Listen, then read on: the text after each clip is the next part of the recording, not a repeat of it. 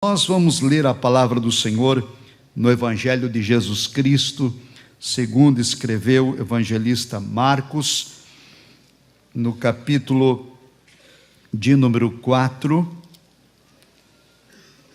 Vamos ler a partir do versículo de número 35. Marcos, capítulo 4, versículos 35 a seguir. Diz assim a Escritura: E naquele dia, sendo já tarde, disse-lhes: Passemos para outra margem. E eles, deixando a multidão, o levaram consigo, assim como estava no barco. E havia também com ele outros barquinhos. E levantou-se grande temporal de vento, e subiam as ondas por cima do barco, de maneira que já se enchia de água. E ele estava na popa dormindo, sobre uma almofada.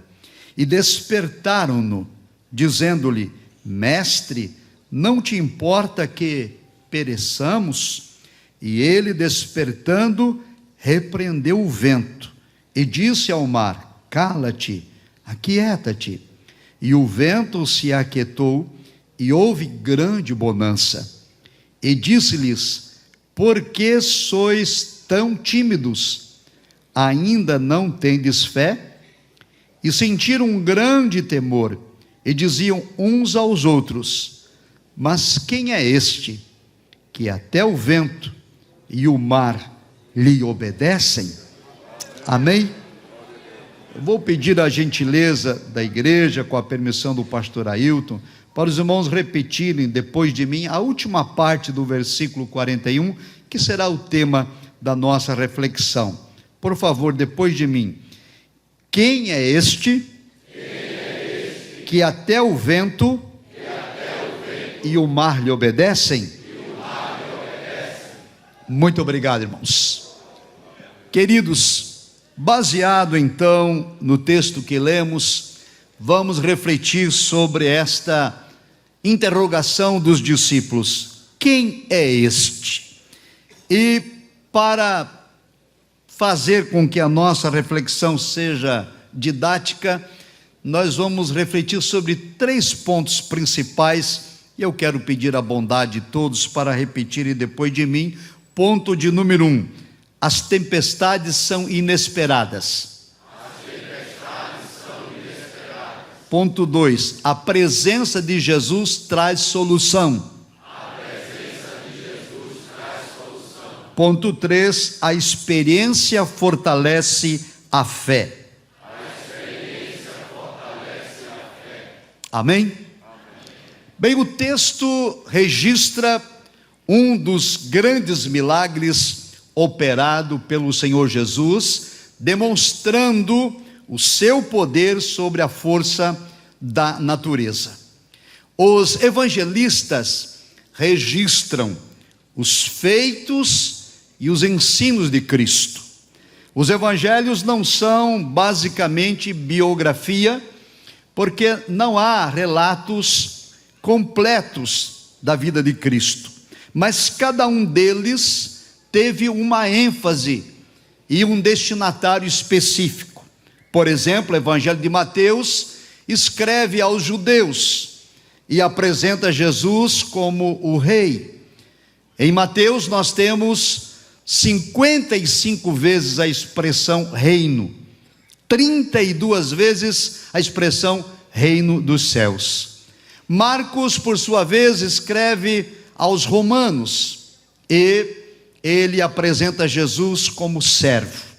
Lucas escreve aos gregos e apresenta Jesus como filho do homem. E João escreve à igreja como um todo, e Jesus é o Filho de Deus. Esses evangelistas, os irmãos sabem, eles dedicam o ministério de Jesus a uma determinada região em especial. Mateus, Marcos e Lucas, chamados de evangelhos sinóticos, eles enfatizam o ministério de Jesus na região da Galileia, embora há registros também de Cristo atuando na Judéia nesses evangelhos. Sinóticos quer dizer aquele que é visto sobre uma mesma ótica. E João se dedica ao ministério de Jesus na região da Judéia, enfatizando Cristo em Jerusalém. E é a partir do evangelho de João que nós sabemos que o ministério de Jesus durou 3 anos e meio aproximadamente, porque João registra que Jesus esteve 3 vezes celebrando a Páscoa em Jerusalém. Ora, como a Páscoa é anual, se ele esteve lá 3 vezes, o seu ministério durou pelo menos 3 anos. Há uma quarta festa que João menciona, que não é possível identificar se é ou não da Páscoa, o que nos dá então a ideia de que o ministério teria 3 anos e meio aproximadamente. Mas por que quero destacar isto? Porque os evangelistas registraram 39 parábolas do Senhor Jesus e 45 milagres. É claro que estas parábolas registradas e esses milagres também não são a totalidade do que Cristo ensinou e fez. O evangelista João, no capítulo 21 e o versículo 25, ele usa de uma hipérbole dizendo o seguinte, que nem tudo que Cristo fez está escrito. E ele disse: cuido que o mundo todo não poderia comportar todos os livros que fossem escritos acerca do que Cristo Jesus fez. Mas o que está escrito é para o nosso ensino, para que todos saibam e creiam que Ele é o Filho de Deus. Essas parábolas que Jesus ensinou, das 39, Marcos, o evangelista do texto que lemos, registrou apenas 5, porque o propósito de Marcos é outro. Ele registrou a parábola do semeador, a parábola da semente, a parábola da candeia, a parábola do grão de mostarda e a parábola dos lavradores maus. Só 5 das 39. E esse número 39, como estamos ainda em culto de escola bíblica de obreiros, é um número às vezes controverso, porque os irmãos vão ver outros estudiosos dizerem que são mais do que 39. É porque existem os chamados ditos parabólicos, que alguns consideram parábola e outros não. Ditos parabólicos como, por exemplo, Jesus dizendo: vós sois a luz do mundo, vós sois o sal da terra, é um dito parabólico. Um outro dito, ele diz: não deis vossas pérolas aos porcos. Então isso pode aumentar o número de parábolas, mas não são exatamente parábolas, são ditos parabólicos. Uma certa ocasião em Brasília, eu ministrei uma sequência das parábolas no culto de doutrina e depois dei início aos ditos parabólicos. E nesse período tínhamos uma irmã, uma senhora que minha esposa estava evangelizando, que era vizinha de muro lá em casa. E ela começou a ir no círculo de oração, depois ela começou a ir na escola dominical, depois ela começou a ir no culto domingo à noite, e depois ela começou a ir também no culto de doutrina. De modo que ela estava indo em todos os cultos da igreja. E todo culto que ela ia, ao voltar para casa, ela contava ao marido o que tinha sido pregado, o que tinha sido ensinado, o que tinha acontecido. Então uma noite eu ministrei sobre o dito parabólico: não deis vossas pérolas aos porcos. E expliquei que, entre outras aplicações desse dito parabólico, a pérola representa o evangelho do reino, e os porcos, que eram animais imundos para os judeus, eram os incircuncisos, eram os ímpios que não queriam ouvir o evangelho, não queriam dar atenção. E ela chegou em casa depois do culto nessa noite e não contou nada ao marido do culto, não compartilhou com ele a mensagem. E ele disse: você não vai me contar sobre o culto? Você não vai me falar o que o pastor pregou? Ela disse: não vou falar mais. E ele disse: ué, por quê? Ela disse: porque hoje aprendi que não se deve dar pérolas aos porcos. E ele disse: mas não entendi, o que é pérola? Ele disse: a pérola é o evangelho do reino. E porco? Ele disse: porco é tu. e não contou mais a ele. E disse: olha, se você quer ouvir o evangelho, você vai à igreja comigo. Passaram-se algumas semanas, um domingo à noite ele vai ao culto com ela. Aceitou a Jesus como Salvador. E hoje é diácono na igreja de Jesus. Então a palavra de Deus, ela é eficaz, ela tem poder, ela tem autoridade. Bem, amados, então o que o evangelista Marcos enfatiza? Os milagres. Dos 45 milagres, ele registra 17. E esses 17 milagres que ele registra segue uma linha interpretativa de 4 blocos. Cristo é apresentado pelos 4 evangelistas como aquele que tem poder e autoridade sobre 4 áreas. Ele tem autoridade sobre a natureza. E o capítulo 4 de Marcos enfatiza isso. São 8 milagres de Jesus operando e mostrando sua força sobre a natureza. Isso nos 4 evangelhos. Depois, o poder de Cristo sobre o demônio, ou sobre as forças do mal. 7 milagres. No terceiro bloco, há o poder de Jesus sobre as enfermidades físicas. 23 milagres. E depois o poder de Jesus sobre a morte, com o registro de 3 ressurreições, somado 45 milagres. Quando lemos aqui capítulo 4 e 5 de Marcos, nós temos um resumo desses 4 blocos. Capítulo 4 que lemos, o poder de Jesus sobre a força da natureza. No capítulo 5 nós vamos ter o poder de Jesus sobre os demônios, quando ele expulsa a legião de demônios na vida do gadareno. No capítulo 5 ainda temos o poder de Jesus sobre as enfermidades, quando uma mulher tem um fluxo de sangue há 12 anos, mas ao tocar na orla da veste de Cristo, ela é curada instantaneamente. E ainda no capítulo 5 de Marcos, o poder de Jesus sobre a morte. Ele vai à casa de Jairo, onde sua filha, a menina de Jairo, está morta, e ordena ela em aramaico: Talita cumi, menina, levanta-te, e ela volta à vida.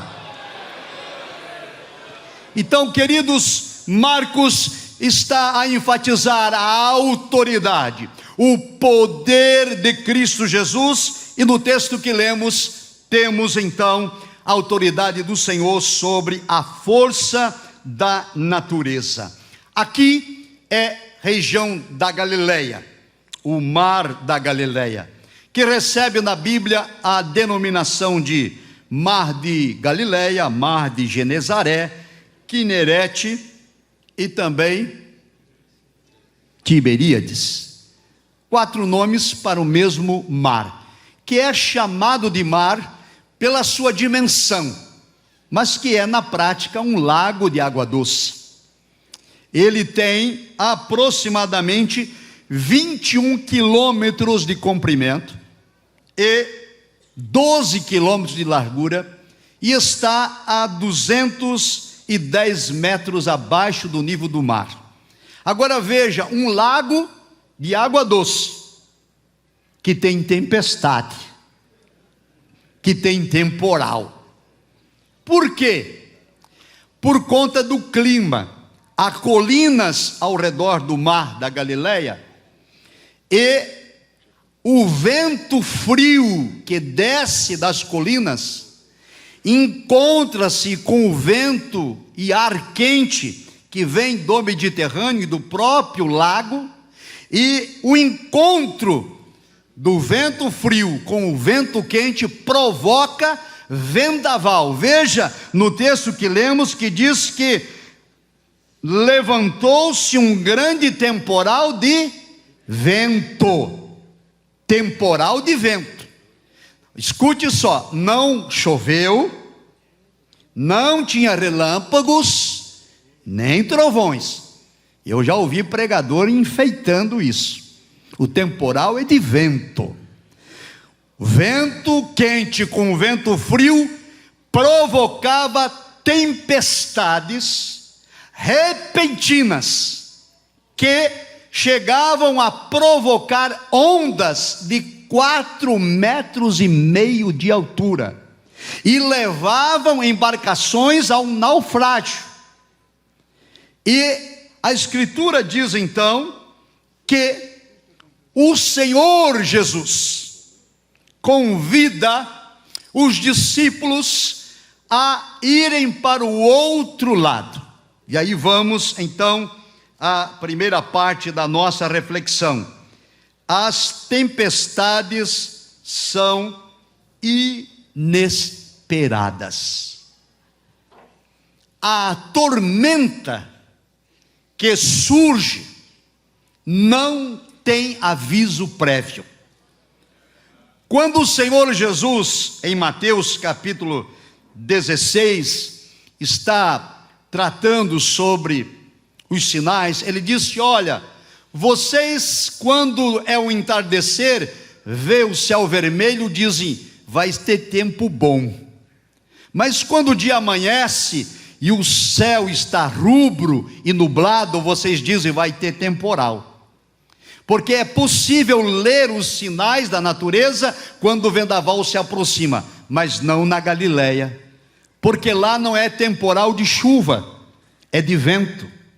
O céu não fica nublado, o céu não escurece, está tudo normal, tudo natural, é repentino, é inesperado, é do nada que surge os ventos que se unem e formam tempestades e temporais. E veja, amados, aqueles discípulos foram tomados por uma tempestade inesperada, mas eles não provocaram aquilo. Cristo havia convidado eles para embarcar e ir para o outro lado. Eles estavam no caminho da obediência, eles estavam sob a orientação de Cristo, e mesmo assim o temporal os tomou de modo inesperado. Significa dizer, queridos e amados irmãos, que a nossa vida pode ser comparada a um pequeno barco que está a navegar em águas tranquilas, tudo está bem, tudo vai bem, está tudo certo, todos estamos com saúde, a nossa vida financeira está equilibrada, não estamos sofrendo nenhuma perseguição, ninguém está se levantando contra nós, a família está em paz, mas de repente, sem nenhum aviso, de modo inesperado, o mar se agita, as águas ficam turbulentas, as ondas se levantam e o nosso barco começa a sacolejar em meio ao temporal que nos assalta, que nos assombra. E escute, não pela desobediência. Há temporais que são consequência, sim, de rebeldia, de pecado e desobediência, e outros não. No caso do texto que estamos a refletir, não havia pecado, ao contrário, estavam em obediência a Cristo, que havia ordenado que fossem para o outro lado, mas o temporal mesmo assim os alcançou. E o texto diz que o temporal, o evangelista Marcos registra grande temporal, não pequeno, não comum, mas um grande, assombroso temporal. E o texto diz mais, de tal modo que o barco já se enchia de água, já estava para naufragar, estava quase indo a pique, Tamanha era a violência do temporal, da tempestade. Eu não sei, meu amado irmão, minha querida irmã, o que se passa na sua embarcação. Eu não sei qual é o vendaval que sopra sobre a sua família, saúde, ministério ou finanças, mas uma coisa eu sei: Jesus Cristo navega contigo no barco, Ele está conosco.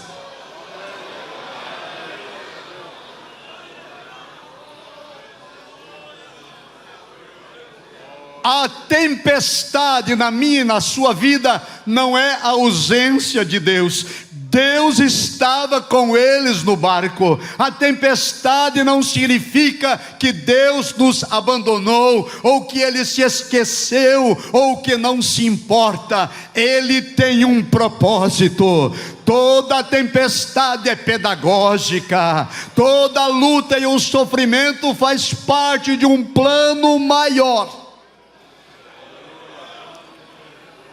O apóstolo Paulo, quando da segunda viagem missionária, Atos capítulo 16, ele intentou ir para a Ásia, mas o Espírito não o permitiu. Então ele desejou ir para a Bitínia, e o Espírito também não autorizou. Então durante a noite ele teve uma visão, e nesta visão, um homem, um varão aparecia e dizia a ele: passa a Macedônia e ajuda-nos. Então eles embarcaram para a Macedônia e chegaram a Filipos, que era a primeira cidade da Macedônia, primeira cidade da Europa. Foram para lá, guiados pelo Espírito de Deus, orientados pelo Senhor, na vontade soberana de Jesus. Mas quando lá chegaram e começaram a pregar e começaram a ensinar, uma jovem pitonisa ia atrás deles, dizendo: esses homens que vos anunciam o evangelho são servos do Deus Altíssimo. Paulo repreendeu o espírito que estava sobre a vida daquela moça, que dava aos seus servos, os seus senhores, lucro. E o que aconteceu com ele e Silas? Foram levados à praça pública, humilhados, açoitados com varas.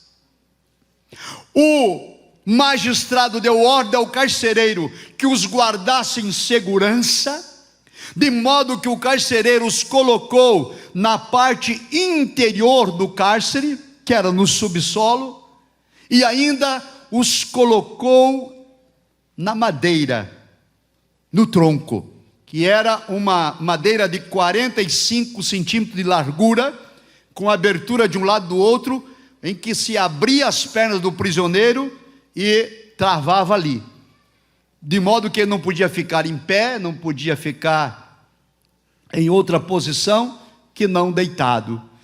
Imagina, meus irmãos, as varas usadas eram de 3,5 metros a 4 de comprimento. E surrava-se, colocava no meio quem tinha sido condenado à surra de varas, com as mãos amarradas para trás, com os tornozelos amarrados. As mãos amarradas era para não esconder o rosto, não se defender, e os tornozelos para não correr. E a multidão fazia um círculo em volta, com varas de 3,5 metros a 4, e batiam sem dó, na cabeça, nas pernas, nas costas, no pescoço, nos ombros, nos joelhos, em toda parte.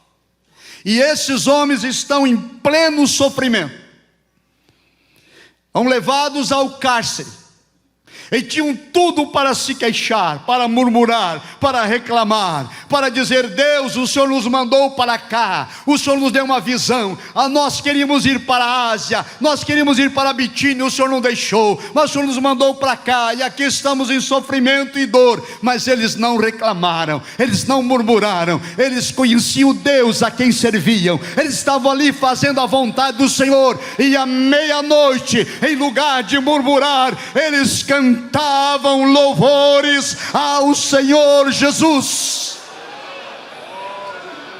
Enquanto eles adoravam, um terremoto estremeceu o lugar, as cadeias caíram, aleluia, e o Senhor ofereceu a eles um livramento.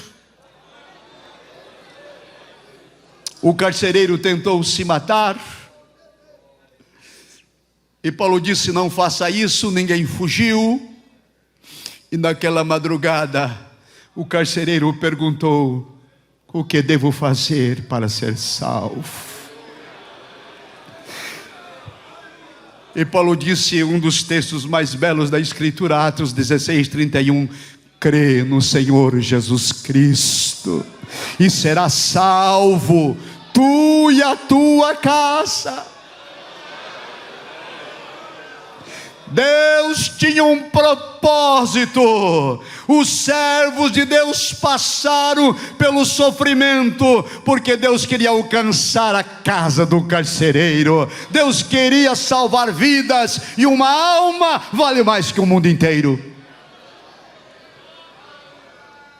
Então, amados, o que você está passando, o vale onde você está enfrentando, há um propósito de Deus.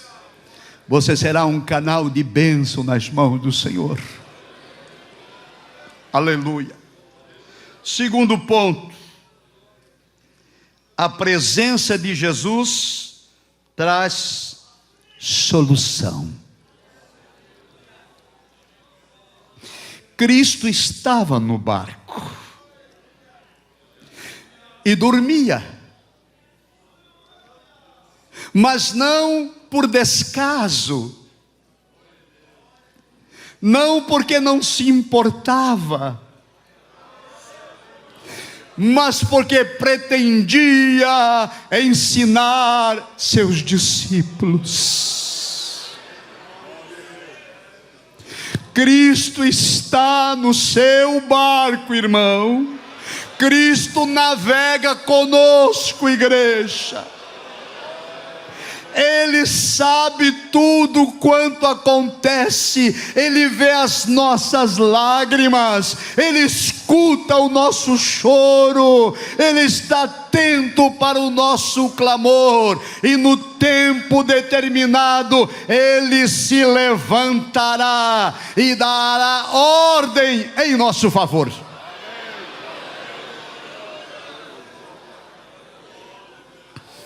Aleluia. A vida cristã é tomada de aflições.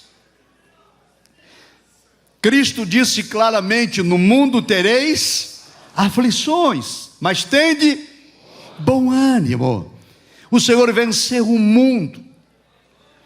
Quando nós estamos no meio do temporal, da tempestade, que sacode o nosso barco de um lado para outro, é natural tomarmos espanto, medo, angústia, aflição. E o que diz o apóstolo Tiago no capítulo 5, versículo 13, ele disse: tem alguém entre vós aflito? Vai orar, vai conversar com Deus. 1 de Pedro capítulo 5, verso 17, o apóstolo diz: lançai sobre ele toda a vossa ansiedade, porque ele tem cuidado de vós. Ele se preocupa, ele vos ama, ele quer vos abençoar. Aleluia. Há poder e autoridade no nome de Jesus, irmãos. Ele é a solução. Agora, há um problema, uma frase que ela é muito comum no nosso meio pentecostal, e ela é falaciosa, porque apesar de eu entender o significado, e Deus muito mais, mas eu tenho me incomodado com isso. Eu escuto muitos crentes dizer assim: que o Senhor possa, que Deus possa, não é? É na oração, o povo diz assim, que Deus possa. É dirigindo o culto, que Deus possa. Agora eu pergunto aos irmãos, Deus pode? Então veja só, em Marcos capítulo 9, nós temos um pai que tem um filho epilético, e ele se apresenta a Jesus e diz assim: Senhor, se tu podes, tem compaixão de nós. E Jesus corrige o pai e diz: não, não é isso, a questão não é se eu posso, ele pode. Ele disse ao pai: a questão é se você pode crer, porque tudo é possível ao que crê. Quer ver um outro texto? Mateus 8, um leproso se aproxima e ele age diferente desse pai. Ele diz assim para Jesus: Senhor, se tu quiseres, bem podes limpar-me. O pai tinha dúvida se Jesus podia. O leproso sabia: o Senhor pode, basta o Senhor querer. Então, em lugar de eu ficar dizendo que Deus possa, eu devo dizer que o Senhor queira, que seja da vontade dEle. Há um outro texto que me impressiona, Lucas capítulo 7, quando o centurião tem um servo moribundo e vai procurar a Jesus, e Jesus diz a ele: eu irei até a sua casa e darei saúde a teu servo. E o centurião diz: não, Senhor, eu não sou digno que entre debaixo do meu telhado. E ele diz assim: olha, Jesus, eu já entendi, o Senhor é um homem de autoridade, assim como eu tenho autoridade. Eu sou um capitão, eu digo para o soldado vai, e ele vai. Eu digo a outro soldado vem, e ele vem. Eu digo para o servo faz isso, e ele faz. Ninguém ousa questionar as minhas ordens. Eu tenho autoridade, e o Senhor tem autoridade sobre o mundo espiritual. Diga só uma palavra, dá uma ordem, Jesus. Aleluia. Ninguém vai desobedecer a ordem do Filho de Deus.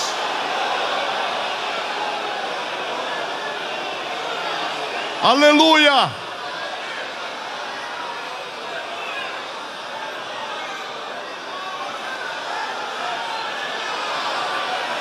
E o Senhor está dando ordem a seu favor nesta noite. Ele está dando ordem a favor da sua casa, do seu lar, da sua família, da sua saúde, do ministério que Deus lhe entregou. Aleluia.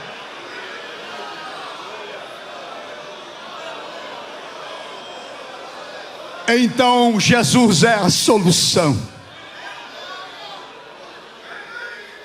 Terceiro e último ponto: a experiência fortalece a fé. Jesus se levanta ao ser despertado, o vento está soprando veemente, o som do vento sopra forte,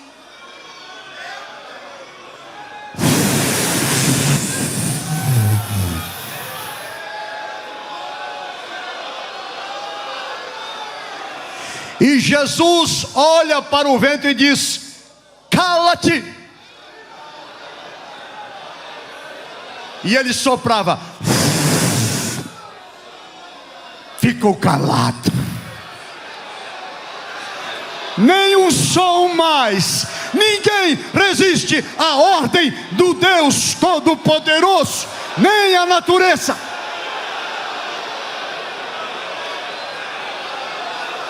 Aleluia.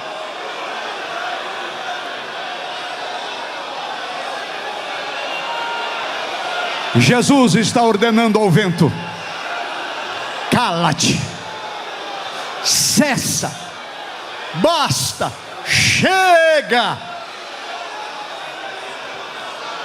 Agora escute, queridos, o vento cessou, mas há uma lei na natureza.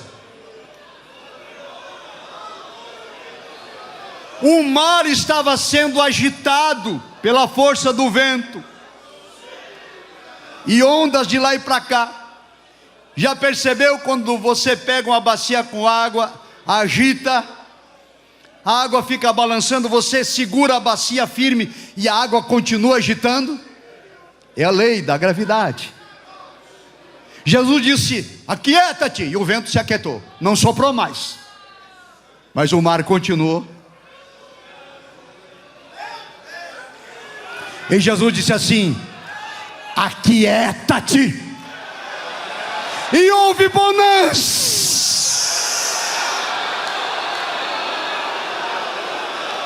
Aleluia! Pode ser que Jesus já deu a ordem do vento parar, mas ainda você está balançando uma dúvida, uma incerteza. Será verdade? Será que o milagre já ocorreu? Será que Deus já decretou? Nesta noite Ele diz: aquieta o teu coração. Ele deu a ordem e o milagre é completo.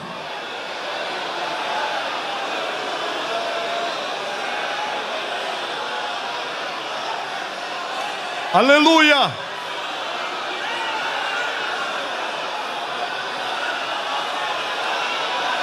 Aleluia!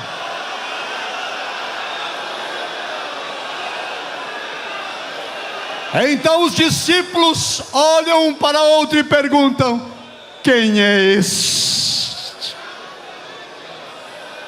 Quem é este que até o vento ordena e ao mar e é obedecido? Quem é este? É Jeová Rafa, o Deus que cura. Quem é este? É Jeová Jiré, o Deus da providência. Quem é este? Jeová Nissi, Ele é a nossa bandeira. Quem é este? É o Shaddai, o Todo-Poderoso. Quem é este? O Alfa e o Ômega, o primeiro e o último, o Todo-Poderoso.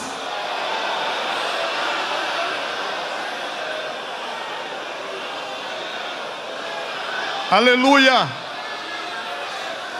Creiamos nesta verdade, irmãos. A experiência e a fé em Deus não depende do mar estar calmo, depende de Jesus continuar navegando conosco. Mesmo quando o mar se agita, Ele está conosco para garantir a nossa vitória. Eu quero encerrar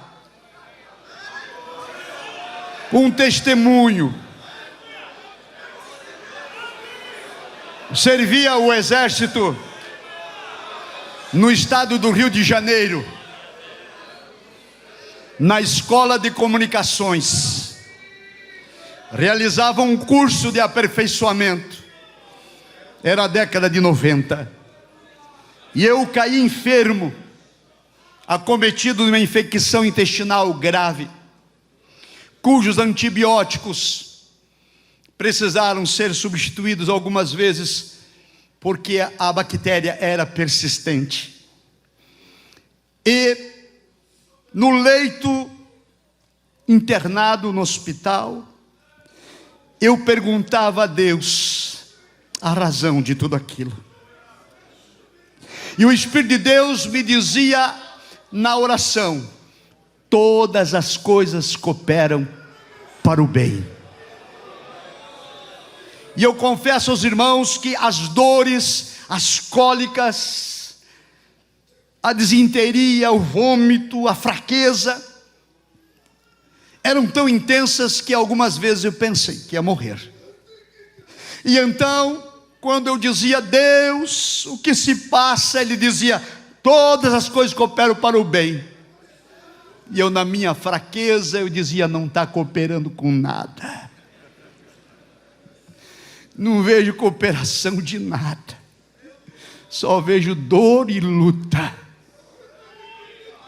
E se eu continuasse internado, eu seria desligado do curso e voltaria para o quartel onde estava servindo desonrado.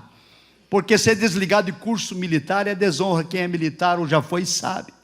Mesmo por conta de doença, não importa se foi doença, foi desligado. E eu dizia: Deus, eu vou ser desligado, eu sou teu servo, vou ser desonrado. E o Senhor dizia: todas as coisas cooperam para o bem. Eu dizia: como que desonra vai contribuir? Não entendo.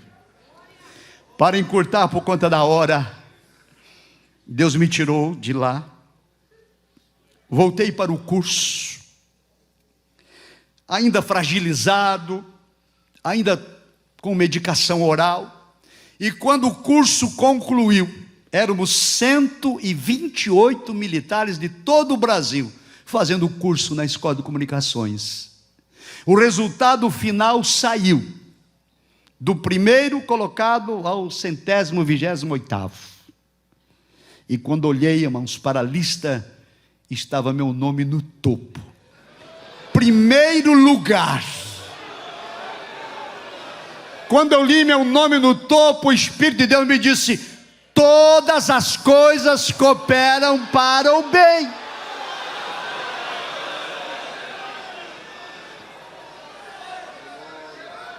O Senhor me disse: não foi teu mérito, fui eu, o Senhor.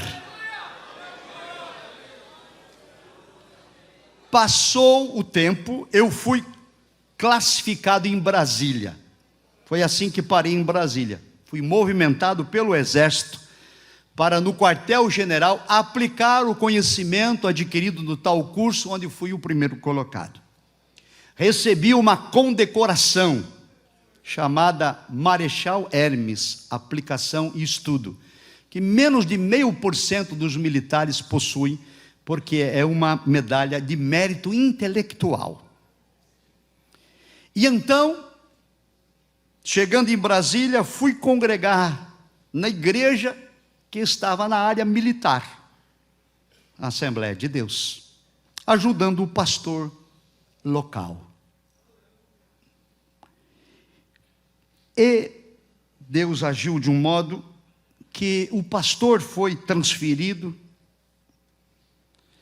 e a convenção me deu posse para eu dirigir o trabalho. E então, nessa época, na área militar, aquele trabalho da Assembleia de Deus tinha sido autorizado pelo então ministro do Exército, Zenildo Zoroastro de Lucena, que já partiu para a eternidade. E ele foi substituído por um outro general chamado Gleuber Vieira, que também faleceu já. E havia uma grande perseguição contra a Assembleia de Deus, porque era a única igreja evangélica dentro da área militar. E havia uma perseguição que não queriam a Assembleia de Deus lá. E então, eu fui chamado no gabinete do ministro do Exército, à época, depois comandante do Exército, com a ordem de que a Assembleia de Deus deveria se retirar. A congregação não podia mais ficar lá.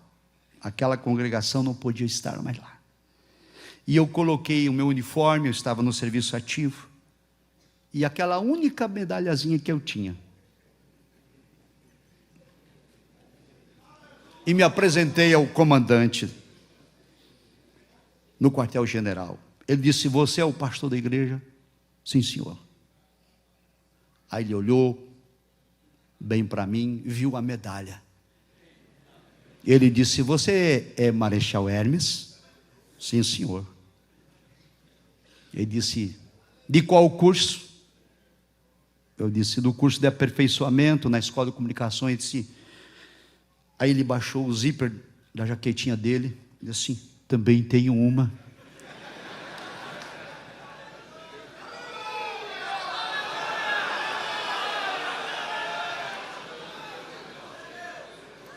Ele me perguntou qual foi sua nota. Eu disse, foi 983. Ele disse, maior que a minha. Pastor, quer um café? Um chá? Uma água? Deus está no controle da história da vida de cada um de nós. Toda aflição tem propósito, toda tempestade é pedagógica. O Senhor sabe o dia de amanhã.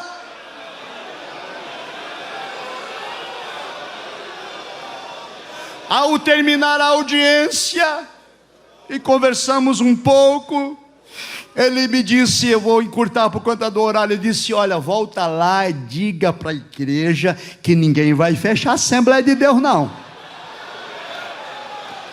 Quando eu saí do gabinete, que passei o limiar da porta, o Espírito Santo de Deus me disse assim, todas as coisas cooperam para o bem. Entendi que aquela condecoração não era para a minha carreira, era para aquele dia, era para aquela hora, era em prol do reino de Deus. Aleluia!